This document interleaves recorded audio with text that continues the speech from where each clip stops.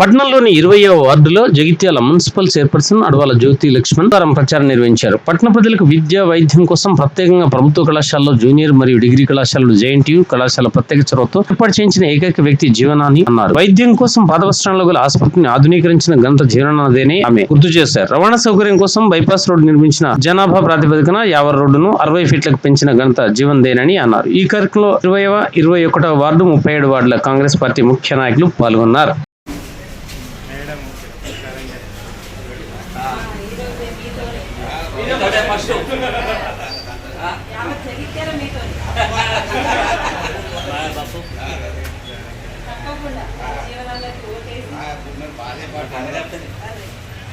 మీరు ఇంకో 100 మందికి చెప్తే మంచిగా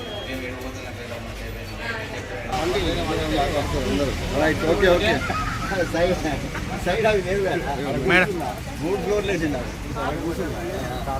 మొదటనే మళ్ళీ షాపులో మంచిగా ఉంది బటన్ షాప్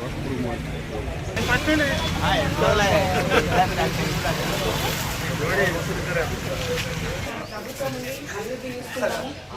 పిల్లలకి చెప్పండి, మీ మనవలకి ఎవరైనా ఉంటే అందరికి చెప్పుర్రి. సరే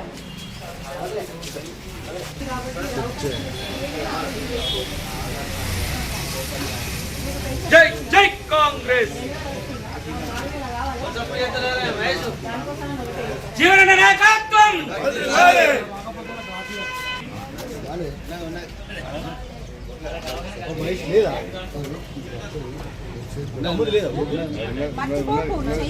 చెయ్యికి జీవన్ రెడ్డికి పెన్షన్ పెరుగుతుంది ఇంకా. సరేనా? గంగావా తర్వాత మీకు ఎట్లా ఉద్యోగాలు భర్తీ ఉద్యోగాలు ఇప్పుడు భర్తీ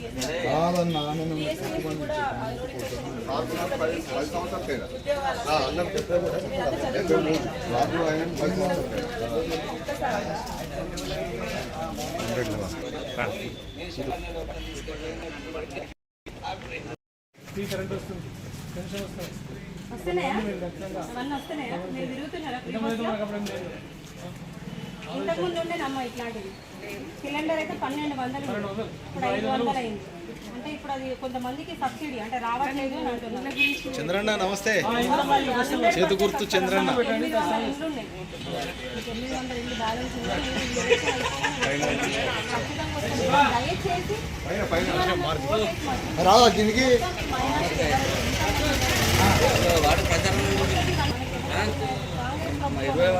మతాల అంతే కదమ్మా. ఖచ్చితంగా మీకు జరిగింది. 20, 21, 37 3 వార్డుల నాయకులందరం కలిసి కాంగ్రెస్ ప్రచారంలో భాగంగా మన మున్సిపల్ చైర్మన్ గారు జ్యోతి లక్ష్మణ్ గారి ఆధ్వర్యంలో మేము ఇంటింటికి ప్రచారం చేయడం జరుగుతుంది. కాంగ్రెస్కి అత్యధిక ఓట్లు వేసి గెలిపిస్తే స్థానికుడైనటువంటి యొక్క జీవారెడ్డి గారి నాయకత్వంలో మన జగిత్యాల అభివృద్ధితో పాటు మనకున్నటువంటి అన్ని సమస్యలు తీరుతాయని చెప్పేసి నమ్మి ఇదే స్లోగన్ని మనం ప్రతి ఇంటికి చెప్తూ వాళ్ళందరినీ కూడా మమేకం చేస్తూ అన్నగారికి అత్యధికంగా ఓట్లు పడేందుకు మా వంతు కృషి చేస్తూ ఉన్నాం.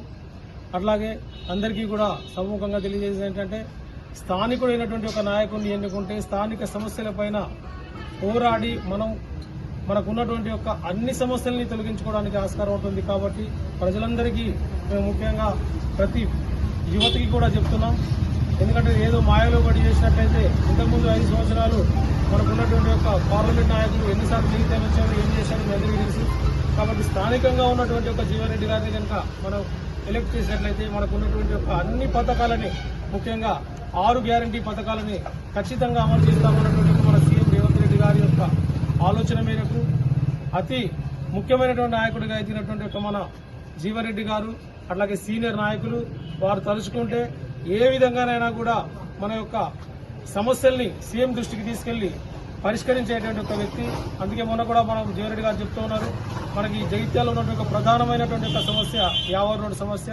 అట్టి యావర్ రోడ్డు సమస్యను తీర్చడానికి కంకణం కట్టుకున్నాడని చెప్పి 6 నెలల్లో అవసరమైతే 100 కోట్ల రూపాయలు తీసుకొచ్చి సీఎం గారి దగ్గర 100 కోట్ల రూపాయలు తీసుకొచ్చి యావర్ రోడ్డు చేస్తానని చెప్పినటువంటి ఒక విషయం మనందరం కూడా టీవీలలో రోజు చూస్తున్నాం. అలాంటి కంకరబద్ధమైనటువంటి నాయకుల్ని గెలిపిస్తే మనందరికీ కూడా బాగుంటుంది. కాబట్టి దయచేసి ఇవన్నీ కూడా మీరు దృష్టిలో ఉంచుకొని ఖచ్చితంగా కాంగ్రెస్కి జీవన్ రెడ్డి గారికి ఓటు వేసి గెలిపించే ప్రార్థన. కాంగ్రెస్ పార్టీ అధికార పార్టీ కాంగ్రెస్ పక్షాన మన జీవనన్న గారిని గెలిపించుకొని ఇందూరు గడ్డ మించి మనం జీవనన్న గారిని 6 పథకాలు ఇంటింటికి గడప గడపకు తీసుకెళ్లి ప్రతి ఒక్క పథకాన్ని ఇంటింటికి ఎక్స్ప్లెయిన్ చేసుకుంటూ ఇందూరు గడ్డ నుంచి జీవనన్న గారిని మనం గెలిపించుకొని పార్లమెంట్కు పంపిస్తే జగిత్యాల గడ్డ యొక్క మనం ఢిల్లీ స్థాయిలో మన జగిత్యాల యొక్క పరువు మన జగిత్యాల యొక్క గడ్డ మనం ఉన్నత స్థాయిలో నిలుపుకోవచ్చని ఈ ద్వారా అందరికీ కూడా కాంగ్రెస్ ఓటు వేయాలని నా యొక్క ప్రార్థన. కాంగ్రెస్ ప్రభుత్వం వచ్చింది. ప్రభుత్వంలో ఏవైతే 6 పథకాలు ఉన్నాయో 6 పథకాల నుంచి 4 పథకాలు శాంక్షన్ అయిపోయినాయి. ఆ పథకాల గురించి ప్రతి ఇంటికి వెళ్ళి మేము చెప్తూ ఉంటే ప్రతి ఒక్కరు చాలా పాజిటివ్గా రెస్పాన్స్ ఇవ్వడం జరుగుతుంది. మీకు ఎందుకమ్మా ఎందుకు వస్తున్నారు, మేము ఖచ్చితంగా చేకూర్తికే ఓటేస్తామని చెప్పేసి చెప్తున్నారు. చాలా ఆనందంగా ఉంది. ఎందుకంటే నాయకుడు ఒక స్థానికుడనే కాదు, పార్లమెంట్ సభ్యుడు కాబట్టి నిజామాబాద్ నుంచి ఇక్కడి వరకు ప్రతి ఊర్లో ప్రతి మన జిల్లాలో ఏదైతుందో ఆయన న్యాయకత్వం వర్ధిల్లాలి, ఆయన కోసం పోరాడాలి. ప్రతి ఒక్క కార్యకర్తల ప్రతి ఒక్కరు పనిచేసి ఆయన గురించి చెప్తూ మనందరం ముందుకు తీసుకెళ్ళాలి. నిజామాబాద్ నుంచి ఇక్కడ వరకు ఇక్కడున్న వాళ్ళకి అక్కడున్న వాళ్ళు, అక్కడున్న వాళ్ళకి ఇక్కడున్న వాళ్ళు ఎవరైనా సరే ప్రతి ఒక్కరికి చెప్పుకుంటూ ఈ పథకాల గురించి కూడా చెప్పుకుంటూ ఆయన జీవనన్న చేసే నాయకత్వం ఎట్లుంటుంది అనేది ప్రతి ఒక్కరికి వివరిస్తూ అందరూ ఆ జీవనన్న గురించి చెప్తూ ఆయన నాయకత్వం వర్ధిల్లాలని ప్రతి ఒక్కరు మాట్లాడుకోవాలి, ఆయన గురించి ఓట్లేపించాలి. ఎందుకంటే అలాంటి ఒక నాయకుడు అసెంబ్లీలో ఎలాగైతే గర్జించిండో రేపు పొద్దున పార్లమెంట్లో కూడా గర్జించుతాడని చెప్పేసి ప్రతి ఒక్కరికి చెప్తున్నాము. ఎలాగైతే ఆయన ఇంతకు ముందు మనకు ప్రభుత్వం ఉన్నప్పుడు ఎట్లా చేసిండు, ఈ 100 ఫీట్ల రోడ్